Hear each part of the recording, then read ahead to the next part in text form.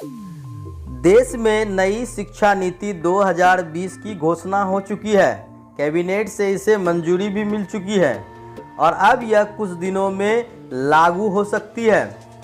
इसमें बहुत सारे बदलाव हुए हैं। खासकर शिक्षा नीति में प्राथमिक स्तर से लेकर उच्च स्तरीय शिक्षा में बहुत सारे बदलाव किए गए हैं, लेकिन इन बदलावों को अभी तक खासकर बहुत से अभिभावक, स्टूडेंट्स और टीचर लोग भी नहीं समझ पाए हैं।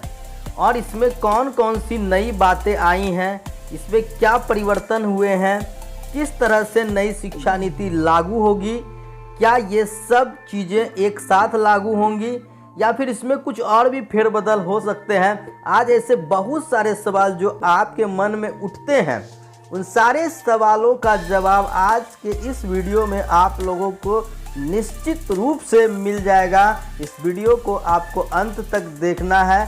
आपके मन में उठने वाले सारे सवालों का जवाब यहाँ पर मिलने वाला है। स्वागत है आपके अपने YouTube channel Vidya Bihar competition classes में और बने रहिए इस वीडियो में। और एक रिक्वेस्ट आप लोगों से है कि जो लोग हमारे इस चैनल पर नए आए हैं वो इस चैनल को ज़रूर सब्सक्राइब कर लें, ताकि हमारी ऐसी अपडेट्स आपको समय पर मिल सके और बेहतरीन जानकारी और सच्ची खबर मिल सके। साथ ही सभी से आग्रह है कि हमारे इस वीडियो को ज़रूर लाइक करें, शेयर करें, ताकि हम ऐसी जो न्यूज़ है आप लोगों के बीच लाते रहें। तो आइए शुरुआत करते हैं। यहाँ पर सबसे पहले जो क्वेश्चंस है हमारे जो मन में आते हैं, सबसे पहला सवाल है, how will the reforms and changes mentioned in the national education policy 2020 be implemented. सवाल है कि राष्ट्रीय शिक्षा नीति 2020 में बताए गए सुधार और बदलाव कैसे लागू होंगे। तो यहाँ पर क्या है, राष्ट्रीय शिक्षा नीति में अभी शिक्षा सुधारों के सुझाव को मंजूरी मिली है, लेकिन इन सुधारों का क्रियान्वयन होना बाकी है। जरूरी नहीं है कि आपके नई शिक्षा नीति के सभी सुझाव मान ही लिए जाएंगे, क्योंकि शिक्षा एक समवर्ती विषय है जिस पर केंद्र और राज्य सरकारें दोनों कानून बना सकती है।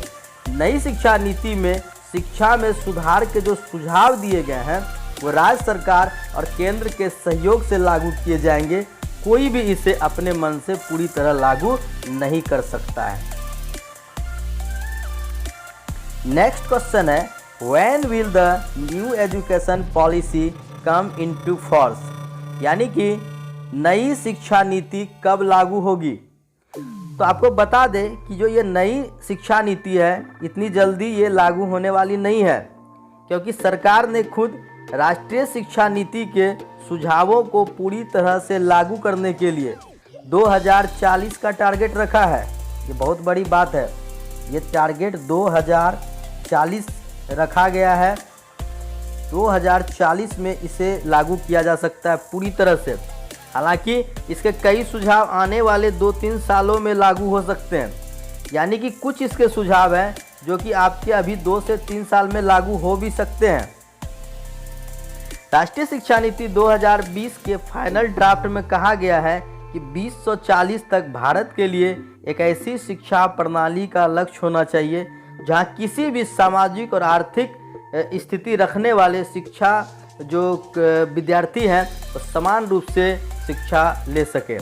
शिक्षा नीति को लागू करने के लिए सबसे बड़ी बात होती है फंड, इसलिए असल दिक्कत इसे लागू करने में फंड को लेकर होगी।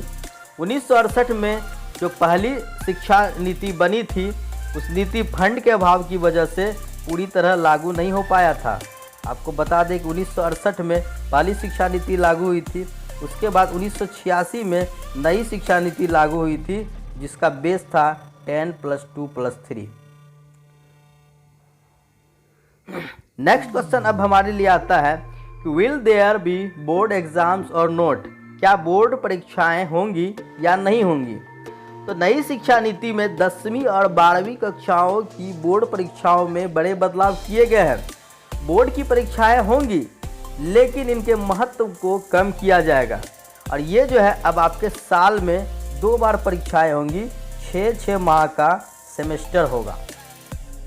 लेकिन विद्यार्थियों पर अब बोर्ड परीक्षाओं का दबाव कम हो जाएगा, क्योंकि विद्यार्थियों को रटने की प्रवृत्ति को कम करने के लिए विषयों के कंसेप्ट और ज्ञान को महत्व दिया गया है।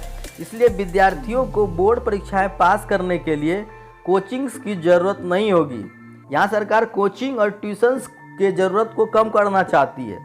बोर्ड परीक्षाएं को दो हिस्से में बांट दिया गया है, वस्तुनिष्ठ और आपके व्याख्यात्मक श्रेणी में विभाजित किया गया है। परीक्षा में मुख्य जोर दिया जाएगा ज्ञान के परीक्षण पर। नई शिक्षा नीति के तहत कक्षा 3, 5 और 8वीं में भी परीक्षाएं होंगी और 10वीं और 12वीं की जो बोर्ड है उसके स्वरूप अब बदल जाएंगे। लेकिन बोर्ड परीक्षाओं को लेकर ये जो अहम बदलाव है वो अभी फ़िलहाल लागू नहीं होंगे। ये आपके 2022-23 सत्र में लागू होने की सरकार की मंशा है, लागू करने की। आइए अब हमारे पास जो नेक्स्ट क्वेश्चन है हमारा कि what are the children who are currently in nursery. जो बच्चे इस समय नर्सरी में पढ़ रहे हैं उनका क्या होगा। तो सबसे बड़ी बात है कि जो बच्चे अभी नर्सरी में हैं तो उनके अभिभावकों को जो 5+3+3+4 ये जो आपके फॉर्मेट है, इस फॉर्मेट को मैंने अपने इसके पिछले वाले वीडियो में मैंने पूरी तरह समझाया है। मैं इस वीडियो का जो लिंक है वो डिस्क्रिप्शन में दे दूंगा, आप इसे अच्छी तरह से समझ सकते हैं। तो आपको ये बता दें कि अभी नई शिक्षा नीति का क्रियान्वयन तो हुआ नहीं है, इसलिए सारे बदलाव इसके क्रियान्वयन के बाद ही होंगे। अभी जैसे चल रहा है उसी तरह चलेगा, लेकिन इसके लागू होने के बाद जो प्ले स्कूल के शुरुआती साल भी अब स्कूली शिक्षा में जुड़ जाएंगे। यह सबसे अहम बदलाव होगा। अब बच्चे 6 साल की जगह 3 साल की उम्र में फॉर्मल स्कूल में जाने लगेंगे, जहाँ की वो प्ले से स्टार्ट करेंगे। अब आपके बाद नेक्स्ट क्वेश्चन आता है what for those who go to college next year. जो अगले साल कॉलेज जाएंगे उनके लिए क्या है। तो नई शिक्षा नीति में उच्च शिक्षा में कई अहम बदलाव किए गए हैं, लेकिन ये बदलाव कब से लागू होंगे अभी इसकी कोई जानकारी तो है नहीं। तो 12वीं के बाद अभी जो विद्यार्थी कॉलेज जाएंगे, ऐसे में संभव है कि वो विद्यार्थी पुराने जो आपके बैचलर और आपके जो इंटर है उसके पाठ्यक्रम के हिसाब से ही एडमिशन लेंगे। सही बात यह है कि नई शिक्षा नीति के हिसाब से अब ग्रेजुएशन में छात्र 4 साल का कोर्स पढ़ेंगे, जिसमें बीच में कोर्स छोड़ने की गुंजाइश भी दी गई है। अगर आप बीच में कोर्स छोड़ते हैं तो आपके उस हिसाब से ड्रॉप आउट घोषित नहीं किया जाएगा, आपको उस हिसाब से सर्टिफिकेट दे दी जाएगी। चलिए अब आपका नेक्स्ट क्वेश्चन है कि what are the important changes in the new education policy in higher education, explain in details. यानी कि अब है कि उस शिक्षा में नई शिक्षा नीति में क्या अहम बदलाव हुए हैं, इस बात को अच्छे से समझना है। तो नई शिक्षा नीति में छात्र जो हैं ग्रेजुएशन में 4 साल का पाठ्यक्रम पढ़ेंगे। इसमें भी विकल्प दिया गया है कि जो विद्यार्थी ग्रेजुएशन के बाद नौकरी करना चाहते हैं और हायर एजुकेशन में नहीं जाना चाहते हैं उनके लिए 3 साल की डिग्री रखी गई है, और वहीं शोध में जाने वाले विद्यार्थियों के लिए 4 साल की डिग्री रखी गई है। यानी कि 4 साल की डिग्री करने वाले विद्यार्थी 1 साल में स्नातकोत्तर कर पाएंगे। अगर कोई छात्र इंजीनियरिंग कोर्स को 2 साल में ही छोड़ देता है तो उसे डिप्लोमा प्रदान किया जाएगा। 5 साल का संयुक्त ग्रेजुएट मास्टर कोर्स लाया जाएगा। अगर 4 साल के डिग्री कोर्स में कोई विद्यार्थी पहले ही साल में कॉलेज छोड़ देगा तो उसे सर्टिफिकेट मिलेगा, जबकि दूसरे साल में एडवांस सर्टिफिकेट। और अगर विद्यार्थी पूरे 4 साल पढ़ेगा तो 4 साल बाद उसे शोध के साथ डिग्री मिलेगी। इसी तरह से पोस्ट ग्रेजुएट में 3 तरह के विकल्प होंगे। जिन्होंने 3 साल का डिग्री कोर्स किया है उनके लिए 2 साल का मास्टर्स होगा। दूसरा, 4 साल के डिग्री कोर्स करने वाले विद्यार्थियों के लिए 1 साल का एमए होगा। और तीसरा, 5 साल का इंटीग्रेटेड प्रोग्राम होगा जिसमें स्नातक और स्नातकोत्तर दोनों एक साथ ही हो जाएंगे। नेक्स्ट क्वेश्चन है कि what are the provisions for MPhil and PhD in the new education policy. यानी नए शिक्षा नीति में एमफिल और पीएचडी के लिए क्या प्रावधान है। तो नई शिक्षा नीति में एमफिल को खत्म कर दिया गया है। अब पीएचडी के लिए 4 साल की डिग्री शोध के साथ अनिवार्य होगी। जैसे आप 4 साल की डिग्री लेते हैं, आपको शोध के साथ जो डिग्री मिलेगी तो आप वहां से पीएचडी कर सकते हैं। नेक्स्ट क्वेश्चन है कि व्हाट इज़ अ 5+3+3+4 फॉर्मेट, यानी कि 5+3+3+4 फॉर्मेट क्या है। तो इस फॉर्मेट को मैंने इससे पहले वाले वीडियो में अच्छी तरह से समझाया है, जिसका लिंक मैंने वीडियो के डिस्क्रिप्शन में दिया हुआ है। आप जाकर इसे अच्छी तरीके से समझ सकते हैं कि ये फॉर्मेट किस तरह से काम करेगा। नेक्स्ट क्वेश्चन है what is the higher educational institution and national research foundation in every district by 2020, यानी कि 2030 तक हर जिले में उच्च शिक्षण संस्थान और नेशनल रिसर्च फाउंडेशन क्या है। तो नई शिक्षा नीति में शोध के लिए नेशनल रिसर्च फाउंडेशन स्थापित करने की बात की गई है। जैसे कि मैंने आप लोगों को बताया था कि जो बच्चे अब इंटर्नशिप कर पाएंगे 6ठी क्लास से, यानी वो प्रैक्टिकली ज्ञान उनको लेना होगा ताकि वो आगे रोज़गार ले सके। तो इसलिए हर ज़िले में एक आपके रिसर्च फाउंडेशन तैयार किया जाएगा। उच्च शिक्षण संस्थानों को बहुविषयक संस्थानों में बदला जाएगा और 2030 तक हर जिले में एक उच्च शिक्षण संस्थान स्थापित किया जाएगा। ऑनलाइन शिक्षा के लिए क्षेत्रीय भाषाओं में भी कंटेंट तैयार होगा। वर्चुअल लैब, डिजिटल लाइब्रेरी, स्कूलों, शिक्षकों और छात्रों को डिजिटल संसाधनों से लैस किया जाएगा। कला, संगीत, शिल्प, खेल, योग, सामुदायिक सेवा जैसे सभी विषयों को अब आपके सिलेबस में शामिल किया जाएगा। अब 6ठी कक्षा से ही बच्चे प्रोफेशनल और स्किल की शिक्षा दी जाएगी।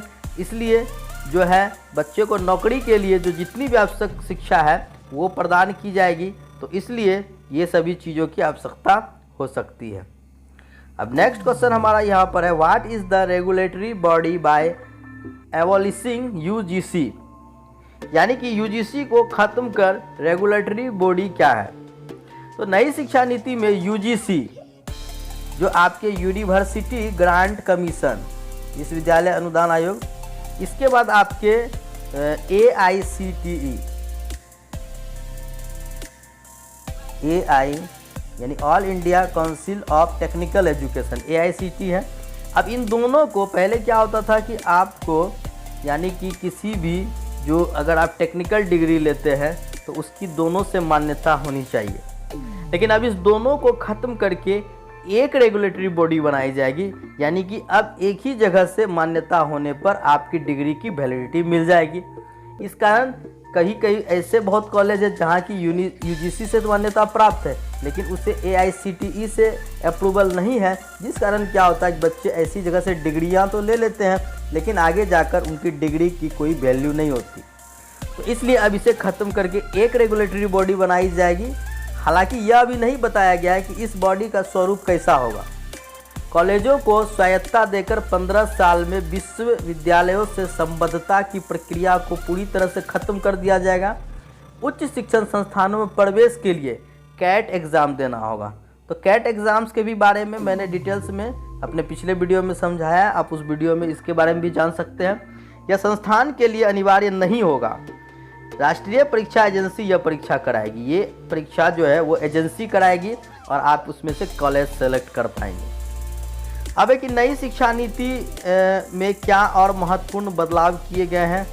तो नई शिक्षा नीति के तहत देखिए जो मेन बात है, अब मैं आप लोगों को एक बिंदु में आपको सारे अहम जो चेंजेज है वो बता देता हूँ। सबसे पहले है कि मानव संसाधन विकास मंत्रालय का नाम बदलकर शिक्षा मंत्रालय कर दिया गया है और अब आपके जो रमेश पोखरियाल निशंक जी है वो अब HRD मंत्री नहीं होकर अब शिक्षा मंत्री कहलाएंगे। स्कूलों के लिए जो 10+2 थी उसकी जगह अब 5+3+3 वाला फॉर्मेट लागू हो जाएगा। शिक्षा पर जो सरकारी खर्च था वो सरकारी खर्च आपके जो पहले 4.43% हुआ करती थी उसे अब बढ़ाकर 4.43% से बढ़ाकर 6% तक रखने का लक्ष्य रखा गया है।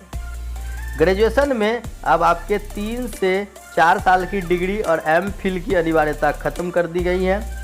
6ठी कक्षा से ही छात्रों को प्रोफेशनल और स्किल की शिक्षा दी जाएगी। 10वीं और 12वीं की बोर्ड परीक्षाओं को आसान बना दिया गया है। 5वीं कक्षा तक जो है मातृभाषा में पढ़ाई की जाएगी। यूजीसी, एनसीटीई और एआईसीटीई की जगह एक बॉडी बनाई जाएगी इन तीनों को मिलाकर।